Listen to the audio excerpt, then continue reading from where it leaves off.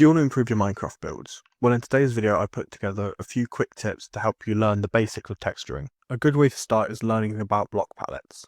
Block palettes are really quite simple, as all you need to know is how to pick blocks with colours and textures that work seamlessly together. This can be because they're similar hues or shades, but it could also be through them complementing each other. Picking a good palette is a skill you have to learn through trial and error. However, if you want some inspiration, there's a website called blockpalettes.com, which is a great resource with a collection of tens of thousands of different palettes that can be filtered by block or colour. This is a very helpful tool to practice finding what palettes work for you and learning some block combinations you can use in your own building. If you want to test it out, I'll put the link to it in the description. Another aspect you need to consider while texturing is scale. Scale is important for deciding how heavily you need to texture and how much block variation is used in a single palette. For example, using 20 different blocks on a 5x5 wall will probably just look messy, but only using 2 may look bland. When it comes to texturing, it's important to make sure there's a proper balance in how spaced out your texturing is. For most builds, not including mega builds, I recommend following a rough guideline of the 3x3 rule. This states there shouldn't ever be a flat 3x3 area that is all one block. Now, this rule is not set in stone. For example, I often don't bother texturing floors and ceilings, as I don't want them to distract from the rest of the build. This also may not apply depending on the style of the build. For example, some more modern builds may not need variation.